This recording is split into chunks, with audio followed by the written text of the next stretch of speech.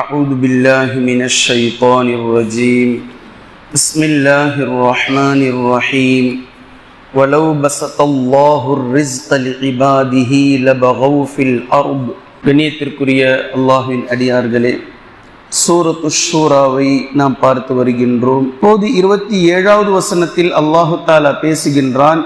வலவ் பஸத்தல்லாஹு ரிஸ்க லிஇபாதிஹி, அல்லாஹு தஆலா நாடி இருந்தால் அடியார்களுக்கு ரிஸ்கை அளவுக்கு அதிகமாக வாரி வாரி வழங்கி இருப்பான்.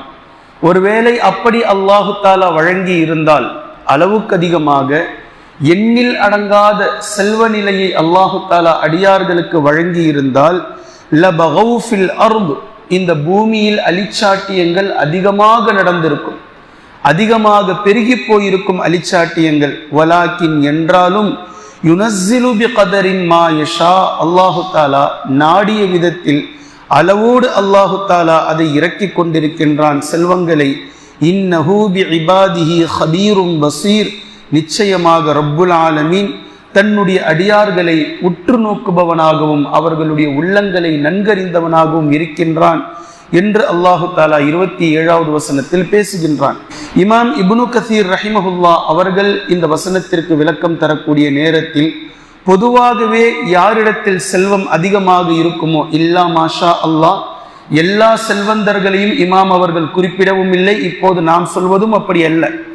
செல்வந்தர்களில் பெரும்பாலானவர்கள் செல்வம் யாருக்கு அதிகமாக இருக்கிறதோ அவர்களிடத்தில் ஆணவமும், ஏழைகளை விட்டு தங்களுடைய நிலைகள் வேறானது, தங்களுடைய நிலைகள் வேறு மாதிரியானது என்ற ஒரு பகட்டும் ஏற்பட்டு விடுகின்றது. இதுவே அவர்கள் பாவம் செய்வதற்கு அளவுக்கு அதிகமான காரணமாக இருக்கின்றது என்று இமாம் இப்னு கஸீர் ரஹிமஹுல்லா அவர்கள் குறிப்பிடுகின்றார்கள். இமாம் கத்தாதா ரஹிமஹுல்லா அவங்க சொல்றாங்க, உண்மையில் சிறந்த வாழ்வாதாரம் எதுவென்றால், சிறந்த வாழ்வாதாரம் இவ்வளோ அவ்வளோ கணக்கல்ல, சிறந்த வாழ்வாதாரம் எதுவென்றால் அல்லாஹ்வினுடைய சிந்தனையில் இருந்து உங்களை திசை திருப்பாமல் இருப்பதும், இஸ்லாமிய விஷயத்தில் உங்களை எல்லை மீறாமல் நடத்தி கொண்டிருப்பதும் தான். எல்லை மீற விடக்கூடாது.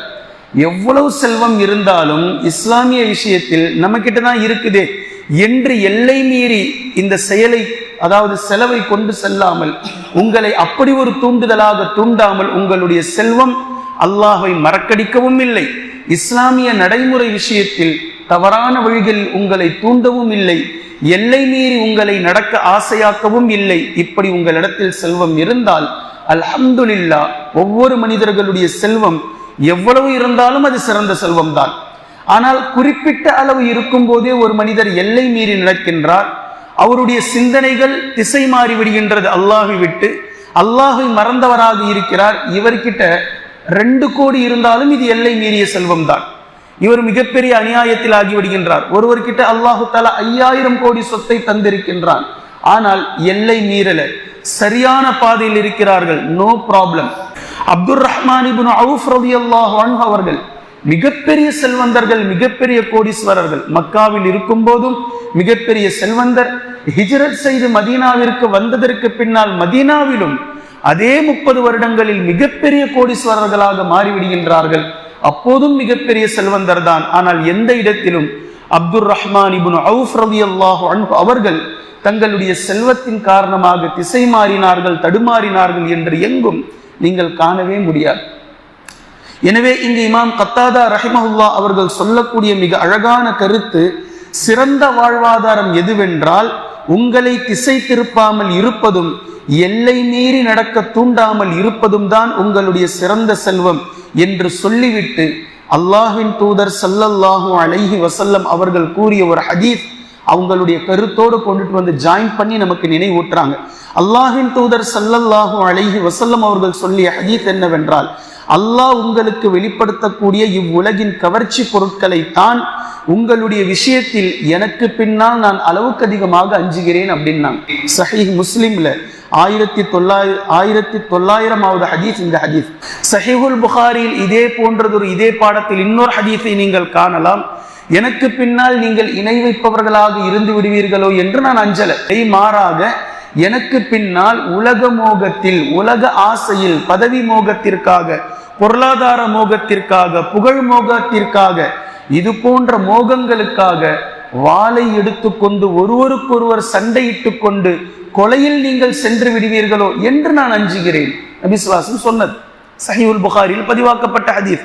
இப்போ இதைத்தான் இமாம் கத்தாதா ரஹிமஹுல்லா இந்த ஹதீஸை மேற்கோள் காட்டி சிறந்த வாழ்வாதாரம் செல்வம் என்பது உங்களை திசை திருப்பாமல் இருப்பது, இஸ்லாத்தில் எல்லை மீறி நடக்க தூண்டாமல் இருப்பது என்ற கருத்தை பதிவு செய்கின்றார்கள். இந்த வசனத்தில் வரக்கூடிய இரண்டாவது வாசகம் வலாகி யுனஸ்ஸிலு பிகதரின் மா யஷா, அல்லாஹு தஆலா தான் நாடியவர்களுக்கு அளவோடு அவன் கொடுத்து கொண்டிருக்கின்றான். அவன் யாருக்கு எவ்வளவு கொடுக்க வேண்டும் என்ற நாடினானோ அந்த அளவிற்கு அவன் வழங்கி கொண்டிருக்கின்றான். இந்த விஷயத்தை நபி ஸல்லல்லாஹு அலைஹி வஸல்லம் அவர்கள் மிக தெளிவான ஒரு ஹதீஸில் கூறுகின்றார்கள். இந்த ஹதீஸே குதுசி, அல்லாஹ்வே சொல்வதாக நபி ஸல்லல்லாஹு அலைஹி வஸல்லம் அவர்கள் கூறக்கூடிய ஹதீஸ். அனஸ் பின் மாலிக் ரலியல்லாஹு அன்ஹு அவர்கள் அறிவிக்கிறார்கள், என் அடியார்களில் சிலர் இருக்கிறார்கள், அவர்களுக்கு செல்வம் தவிர வேறு எதுவும் பயனளிக்காது. இந்த உலகத்தில் அவர்கள் நல்லவர்களாக இருக்க வேண்டுமானால், இஸ்லாமிய அடிப்படையில் அவர்கள் வாழ வேண்டுமானால் அவர்களுக்கு மிகப்பெரிய பேக்போன் செல்வம்தான். செல்வ நிலையில் அவர்கள் இருக்கும் காலத்தில் தான் அவர்கள் நல்லவர்களாக இருப்பார்கள். யார் பேசுறா? இத அல்லாஹ்வே பேசுறான். அவர்களிடமிருந்து செல்வத்தை நான் எடுத்தால் நான் அவர்களின் மார்க்கத்தை குலைத்தவன் ஆவேன். செல்வத்தை எடுத்தான் அப்படின்னா தடுமாறி போயிடுவாங்க, திசை மாறி விடுவார்கள், எல்லை மீறி நடக்க ஆரம்பித்து விடுவார்கள், என்ன செய்யறாங்கன்னே தெரியாது, இஸ்லாத்தினுடைய தண்டவாளத்திலிருந்து தடம் புரண்டு விடுவார்கள். இப்படி அவர்கள் செய்து விடுவார்கள். இதே போன்று என் அடியார்களில் சிலர் இருக்கிறார்கள், அவர்கள் ஏழைகள், ஏழ்மையை தவிர அவர்களுக்கு வேறு எதுவும் பயனளிக்காது. அவர்கள் ஏழைகளாகவே இருக்கும் வரைக்கும் அல்லாஹ்வை சரியாக நினைக்கிறார்கள், ஏழைகளாகவே இருக்கும் வரைக்கும் அவர்கள் நோன்பாளிகளாக இருக்கிறார்கள், ஏழைகளாகவே இருக்கும் வரைக்கும் அவர்கள் குர்ஆனை ஓதுகிறார்கள். இப்படி ஏழ்மை நிலைதான் அவர்களை மார்க்கத்தின் பக்கம் அவர்களை இருக்க வைத்துக் கொண்டே இருக்கின்றது. ஏழ்மை நிலையில் என்னுடைய அடியார்களில் சிலர் இருக்கிறார்கள், அவர்களுக்கு ஏழ்மையை தவிர வேறு எதுவும் பயனளிக்காது. அவர்களுக்கு நான் செல்வத்தை கொடுத்து செல்வந்தர்களாக நான் ஆக்கினால் அவர்கள் திசை மாறி விடுவார்கள், அதாவது அவர்களை மார்க்கத்தை விட்டு நான் குலைத்தவனாக ஆகிவிடுவேன் என்று அல்லாஹு தஆலா சொல்கின்றான். இப்ப நிறைய பேரை இப்படியும் பார்க்கிறோம், ஏழைகளாக இருக்கும் வரைக்கும் அவர்களுடைய குணமும் அவர்களுடைய நற்கருமங்களும் அவர்களுடைய நல்ல குணங்களையும் கண்டு கழித்த மக்கள் திடீரென்று செல்வந்தர்களாகும் போது ஏழை மக்களை விட்டு விலகி சென்று செல்வந்தர்களோடு மட்டுமே அவர்கள் பழகக்கூடியவர்களாக இருக்கக்கூடிய நேரத்தில் கொஞ்சமாக சதகா செய்து கொண்டிருந்த நபர் அவர் செல்வந்தரானதும் ஒட்டுமொத்தத்தையும் மறந்தவராக இப்படியும் மாறக்கூடிய மனிதர்களுடைய மனநிலையை அல்லாஹு தஆலா ஹதீஸே குதுசியில் மிக தெளிவாக மிக அழகாக படம் பிடித்து காட்டுகின்றான். இவையெல்லாம் பெரும்பான்மையான விஷயங்கள் தான், இப்படித்தான் என்பதல்ல, எல்லோருமே இப்படித்தான் என்பதல்ல. ஒரு மிகப்பெரிய செல்வந்தரிடத்தில் இருந்து அல்லாஹு தஆலா திடீரென்று செல்வத்தை எடுத்துக்கொண்டான். ஏழையாக மாறி நல்லவராக இருந்து சகித்து கொண்டதும் பொறுத்து கொண்டதும் ஒரு முஃமினுடைய காரியம் ஆச்சரியமானது என்ற ஹதீஸும் நபி ஸல்லல்லாஹு அலைஹி வஸல்லம் சொல்றாங்க. ஒரு நாள் அல்லாஹு தஆலா செல்வத்தை வழங்கினான், ஒரு நாள் செல்வத்தை எடுத்துக்கொண்டான். இருக்கும்போது தாராளமாக செலவு செய்தார், சதகாவின் மூலம் அல்லாஹ்வை நினைத்தார். இல்லாத போதும் அல்லாஹ்விடத்தில் மன்றாடினார், அவரிடத்தில் இருந்ததை கொண்டு சதகா செய்தார், அதே நிலையில் இருந்தார். இது முஃமினுடைய காரியம், ஆச்சரியம் என்று சொன்னார்கள் அல்லாஹ்வின் தூதர் ஸல்லல்லாஹு அலைஹி வஸல்லம் அவர்கள். அதே போன்று ஏழ்மை நிலையில் இருந்தார், திடீரென்று அல்லாஹு தஆலா அவருக்கு செல்வத்தை வழங்கினான். செல்வந்தராக மாறியதற்கு பின்பும் அவருடைய உள்ளத்திலோ அவருடைய நடையிலோ அவருடைய நடை பாவனையிலோ எந்த விதமான மாற்றமும் இல்லை. அப்போதும் ஏழையாக இருக்கும் போது எப்படி அல்லாஹ்விற்கு அடிபணிந்தவராக இருந்தாரோ, எப்படி நற்கருமங்களில் ஈடுபட்டாரோ, இதே போன்று செல்வந்தராக மாறிய பின்பும் அதே போன்று அவர் நல்ல முறையில் நடந்து கொண்டார் என்பதையும் நாம் பார்க்கிறோம். என்று சொல்லக்கூடிய இந்த வார்த்தை மக்கள் பொதுவாகவே முஸ்லிம்கள் உணவுக்காக மட்டுமே புழங்குகின்றார்கள். ரிஸ்க் என்றால் அல்லாஹ்வின் புறத்திலிருந்து கிடைக்க பெற்றிருக்கக்கூடிய ஒட்டுமொத்த வாழ்வாதாரமும் அல்லாஹ்வின் புறத்திலிருந்து கிடைத்திருக்கக்கூடிய ரிஸ்க் தான். சாப்பிடக்கூடிய உணவு மட்டும் ரிஸ்க் அல்ல, நாம் உடுத்தி இருக்கக்கூடிய உடையும் ரிஸ்க். குடிக்கக்கூடிய தண்ணீர் மட்டும் ரிஸ்க் அல்ல, நாம் உள்ளே இழுக்கக்கூடிய மூச்சுக்காற்றும் ரிஸ்க் தான். இப்படி நமக்கு வழங்கப்பட்டிருக்கக்கூடிய வீடுகள் ரிஸ்க், நம்முடைய நிலங்கள் ரிஸ்க், நம்முடைய பொருளாதாரம் ரிஸ்க், அல்லாஹ்வின் புறத்திலிருந்து கிடைக்க பெறுகின்ற ஒட்டுமொத்தமும் ரிஸ்க். நமக்கு அல்லாஹு தாலா இந்த உடலில் கொடுத்திருக்கக்கூடிய உயிரும் ரிஸ்க். நம்முடைய உடலை அல்லாஹு தாலா ஆரோக்கியமாக செலுத்தி கொண்டிருக்கின்றானே, இந்த ஆரோக்கியமும் ரிஸ்க். ஏன், நம்முடைய மரணம் கூட ரிஸ்க் தான். நாம் அல்லாஹ்விடத்தில் கேட்கக்கூடிய நன்மையான விதத்தில் நம்முடைய மரணம் அடைந்தால் இதைவிட ஆகச் சிறந்த ரிஸ்க் வேறு எதுவும் இல்லை. அல்லாஹும் மர்சுகுனி ஷஹாதத்தன் ஃபீ சபீலிக். உமர் ரலியல்லாஹு அன்ஹு அவர்கள் அல்லாஹ்விடத்தில் கேட்கக்கூடிய துஆ, யா அல்லாஹ், உன் பாதையில் நான் மரணிக்க வேண்டும், இப்படிப்பட்ட ஒரு வாழ்வாதாரத்தை எனக்கு வழங்குவாயாக. மௌத்து கூட ரிஸ்காக மாறுகின்றது அல்லாஹ்வுடைய பாதையில் ஷஹீதாக கூடிய நேரத்தில். எனவே இந்த பொருளை நாம் விளங்கிக் கொள்ள வேண்டும். ரிஸ்க் என்பது அல்லாஹ்வினால் வழங்கப்பட்டிருக்கக்கூடிய ஒட்டு மொத்தமும் இது அனைத்துமே ரிஸ்க் தான். இப்ப அல்லாஹு தாலா ரிஸ்கை பற்றி குர்ஆனில் எப்படியெல்லாம் பேசியிருக்கின்றான் என்பதை பற்றி ஆரம்பமாக சில வசனங்களை நீங்கள் புரிந்து கொள்ளுங்கள். சூரா ஹூதிலே அல்லாஹு தாலா பேசுகின்றான், வமா மின் தாப்பத்தின் ஃபில் அர்லி இல்லா அலல்லாஹி ரிஸ்குஹா. இந்த உலகத்தில் அதனுடைய ரிஸ்கை, அதாவது ஒரு உயிரினம், ஏதோ ஒரு உயிரினம், மனிதன், ஜின்னு, ஆடு, மாடு, பூனை, நாய், பறவை, யாராக இருந்தாலும் சரி, எல்லா உயிரினங்களும், இப்படிப்பட்ட உயிரினங்களுக்கு அல்லாஹு தாலா அதற்கான ரிஸ்கை அவன் நிர்ணயித்தே தவிர இந்த உலகத்தை படைக்கவில்லை. ஒரு உயிரினத்தை அல்லாஹு தாலா இந்த உலகத்தில் படைக்கவில்லை, கொண்டு வரவில்லை. ஒவ்வொரு உயிருக்குமான ரிஸ்கை அல்லாஹ் நிர்ணயம் செய்து அதற்கான பொறுப்பை அவன் ஏற்று வைத்திருக்கின்றான். எந்த ஒரு உயிரினத்தையும் அல்லாஹு தாலா அதனுடைய ரிஸ்கை விட்டு விலக்கி வைக்கவில்லை. அல்லாஹ் அதை பொறுப்பெடுத்து வைத்திருக்கின்றான், யார் யாருக்கு எவ்வளவு ரிஸ்க் என்று. எனவே நீங்கள் எங்கு இருந்தாலும் சரி, இன்றைய தினம் வேலைக்கு போலனாலும் சரி, இன்றைய தினம் கடையை திறக்கினாலும் சரி, 10 நாட்கள் வேலைக்கு போலனாலும் சரி, இந்த 10 நாட்களில் அல்லாஹு தாலா நிர்ணயம் செய்திருக்கக்கூடிய ரிஸ்கை அவர் நிச்சயம் சாப்பிடுவார். நாம் ஒரு ஊருக்கு போறோம், நமக்கு முன்னால் அல்லாஹு தாலா நமக்கான ரிஸ்கை அங்கு தயார் செய்து வைத்திருக்கிறான். எவ்வளவு பெரிய விஷயம் பாருங்க. இது சொல்லிட்டு அல்லாஹு தாலா அதே வசனத்தில் பேசுகின்றான், வயஅலமு முஸ்தகர்ரஹா வ முஸ்தௌதஅஹா. அந்த ரிஸ்கை பற்றியோ அல்லது அந்த உயிரினத்தை பற்றியோ, உயிரினத்தினுடைய அந்த தரிபாடு, எதுவரைக்கும் அந்த உயிரினம் இந்த உலகத்தில் வாழும், அந்த ஆன்மா இந்த உலகத்தில் இருக்கும், இவருக்கான ரிஸ்க் எவ்வளவு நாட்கள் அந்த நேரத்தில் கிடைக்கும் என்ற அதனுடைய கடைசி கோர் முஸ்தகர், அதனுடைய நிர்ணயத்தை பற்றியும், அது எவ்வளவு விசாலமானது, எவ்வளவு குறுகியது, அதை பற்றிய பூரணமான அறிவை அல்லாஹு தஆலா அறிந்து வைத்திருக்கிறான். இவை அனைத்துமே லவ்ஹுல் மஹ்ஃபூதிலே அல்லாஹு தஆலா பதிவு செய்து வைத்திருக்கிறான். எந்த ஒரு உயிரையும் அதற்கான உணவுக்கான பொறுப்பை அல்லாஹு தஆலா ஏற்றே தவிர அந்த உயிரை இந்த உலகத்தில் அல்லாஹ் விடவில்லை. அந்த உயிரையோ அல்லது அந்த உணவை பற்றியோ அது எதுவரைக்கும் கிடைக்கும் என்ற அதனுடைய கடைசி காலமும் அதனுடைய விரிவாக்கமும் அல்லாஹு தஆலா அறிந்து வைத்திருக்கிறான். இவை அனைத்தும் அல்லாஹ் லவ்ஹுல் மஹ்ஃபூதிலே பதிவு செய்து வைத்திருக்கிறான். அநேக மக்கள் தங்களுடைய ரிஸ்யூம் போய் கொடுத்தாக்கா இந்த வேலை கிடைச்சிரும், நம்முடைய டிகிரி நமக்கு சோறு போடுகின்றது, அதே போன்று நம்முடைய திறமை நமக்கு சோறு போடுகின்றது. அல்லாஹு தஆலா பேசுகின்றான், அல்லாஹ் உங்களுக்கு சோறு போடுறான், இவ்வளவுதான். உங்களுடைய டிகிரியோ உங்களுடைய ரிஸ்யூமோ முயற்சியை பற்றி பின்னாடி தனியா வருது, அது வேற. அதையும் இதையும் எப்படி நம்ம மெர்ஜ் பண்ணி பார்க்கணும்ன்றத கடைசியா சொல்லுவேன்.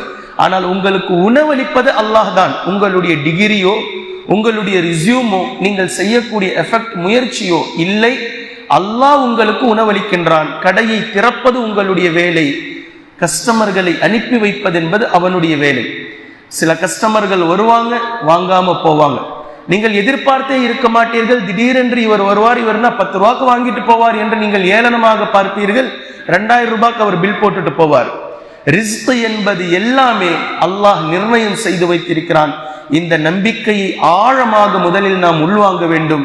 சூரத்துல் முல்கில் அல்லாஹு தாலா பேசுகின்றான். அல்லாஹு தாலா எப்படிப்பட்டவன் என்றால், இந்த பூமியை உங்களுக்காக அவன் வசப்படுத்தி தந்திருக்கின்றான், விசாலமாக விரித்து வைத்திருக்கின்றான். பூமி உருண்டை, பூமி அந்த மாதிரி இந்த மாதிரி எது மாதிரியாக இருந்தாலும் வாழக்கூடியவர்களுக்கு வசிப்பிடமாக அல்லாஹு தஆலா ஆக்கி வைத்திருக்கிறான். எனவே ஃபம்ஷூ ஃபீ மனாகிபிஹா, பூமியினுடைய மார்பின் மீது, நெஞ்சு பகுதியின் மீது, நடுமத்தியில் நீங்கள் நடந்து சென்று அவனுடைய ரிஸ்கை நீங்கள் தேடுங்கள். முயற்சி செய்யுங்கள் ரிஸ்கை அடைவதற்காக. ஃபம்ஷூ ஃபீ மனாகிபிஹா வகுலூ மிர் ரிஸ்கிஹி, மேலும் அவன் உங்களுக்காக நிர்ணயித்த ரிஸ்கை நீங்கள் உண்ணுங்கள். வ இலைஹின் நுஷூர், அவன் பக்கமே நீங்கள் மீளப் போகிறீர்கள் என்ற இந்த வாக்கியத்தை சூரத்துல் முல்கிலே அல்லாஹு தாலா குறிப்பிடுகின்றான். இந்த வசனத்தில் நம்முடைய முயற்சியை பற்றியும் அல்லாஹு தாலா பேசுகின்றான்.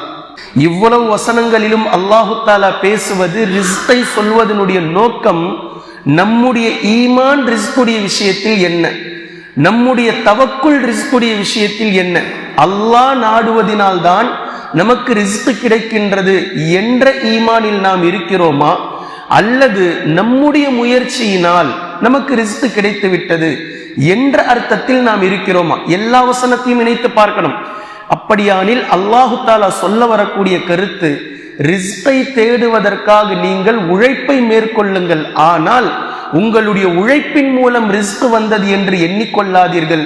உங்களுடைய உழைப்பை நீங்கள் முதலாக போடுங்கள், ரிஸ்க் எவ்வளவு என்பதை நான் நிர்ணயிப்பேன் என்பதை திட்டவட்டமாக அல்லாஹு தாலா புரிய வைக்கின்றான். இப்ப அல்லாஹு தாலா கேட்கும் கேள்வி, நீங்கள் உழைப்பை மேற்கொள்ளுங்கள், நீங்கள் முதலை போடுங்கள், நீங்கள் தொழிலை தொடங்குங்கள், நீங்கள் அனைத்தையும் முயற்சி செய்யுங்கள், ஆனால் ரிஸ்கினுடைய அளவு, ரிஸ்கை தருவதென்பது அல்லாஹ் நாடிய விகிதாச்சார அடிப்படையில் தான் அது கிடைக்கும் என்ற ஈமானில், தவக்குலில், தக்வாவில் இருப்பவர்கள் யார்? இதை அல்லாஹு தாலா கேள்வியாக எழுப்புகின்றான். இந்த விஷயம் நன்கு புரிந்து கொள்ள வேண்டும். இந்த உவமையை நாம் புரிந்து கொள்ள வேண்டுமானால், குழந்தைக்காக ஆணும் பெண்ணும் திருமணம் செய்து கொண்டு இல்லறத்தில் ஈடுபடுவதென்பது குழந்தைக்கான ஒரு வடிகால், ஒரு வே. ஆனால் அதன் மூலமாகத்தான் குழந்தை பிறந்துவிடும் என்றால், திருமணமே இல்லாமல் ஆண் பெண் இணையக்கூடிய நேரத்திலும் குழந்தை பிறந்து விடுகின்றது. திருமணம் நடந்ததற்கு பின்னால் இல்லறத்தில் ஈடுபட்டதற்கு பின்னாலும் கூட கிட்டத்தட்ட 15 வருடங்கள், 10 வருடங்கள், 20 வருடங்கள் ஆகியும் குழந்தை பிறக்காமல் இருக்கின்றது. இதனுடைய பொருளை அல்லாஹு தஆலா புரிய வைக்கின்றான். குழந்தையை நான் நாட வேண்டும். இதே போன்றுதான் ரிஸ்குடைய விஷயத்தில் உழைப்பை நீங்கள் மேற்கொள்ளுங்கள், ரிஸ்க் எவ்வளவு என்பதை நான் நாட வேண்டும். நான் சொல்லக்கூடிய அடிப்படையில் தான் உங்களுக்கு ரிஸ்க் கிடைக்கும். நீங்களாக உங்களுடைய உழைப்பை கொண்டு ரிஸ்க் கிடைத்து விட்டது என்ற நம்பிக்கையில் நீங்கள் சென்று விடாதீர்கள் என்ற ஈமானை பற்றித்தான் அல்லாஹு தஆலா ரிஸ்கை கொண்டு வந்து பேசுகின்றான். நீங்கள் அல்லாஹ்வை வணங்குங்கள், அல்லாஹ்வின் பக்கம் இணையுங்கள், உங்களுடைய தொடர்பை அல்லாஹ்வின் பக்கம் வலுவாக்குங்கள். பின்பு அல்லாஹ் கொடுத்த வசப்பாட்டில் வசியப்படுத்தி தந்திருக்கக்கூடிய விதத்தில் அவனிடத்தில் நீங்கள் முயற்சி செய்யுங்கள். நிச்சயமாக உங்களுடைய ரிஸ்கை அவன் அளிப்பான். ஆகச் சிறந்தவன் அல்லாஹு தஆலா ரிஸ்க் அளிப்பவர்களில். அவன் கொடுக்கக்கூடிய ரிஸ்கில் பரக்கத் இருக்கும். அது கொஞ்சமானதாக இருந்தாலும் அவன் கொடுக்கக்கூடிய ரிஸ்கில் அல்லாஹு தஆலா பரக்கத்தை அளவுக்கு அதிகமாக கொடுத்திருப்பான்.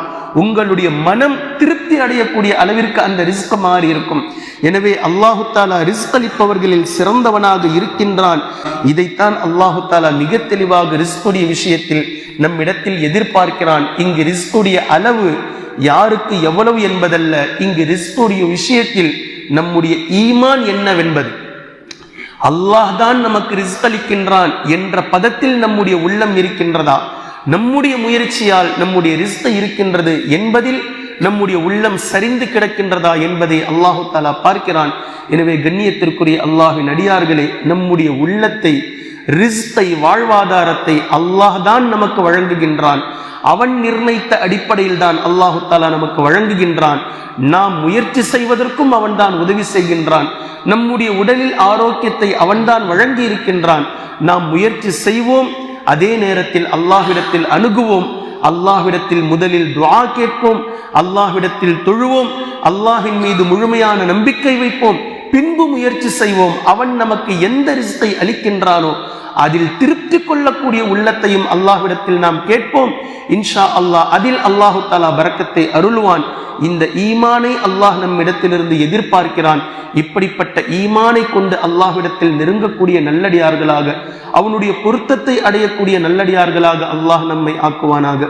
குர்ஆனையும் ஹதீஸையும் தெளிவாக விளங்கக்கூடிய நன்மக்களாகவும் அதை நடைமுறைப்படுத்தக்கூடிய மக்களாகவும் அல்லாஹ் நம்மை ஆக்குவானாக. சுப்ஹானக்கல்லாஹும்ம பிஹம்திக அஷ்ஹது அல்லா இலாஹ இல்லா அன்த அஸ்தக்ஃபிருக வ அத்தூபு இலைக்.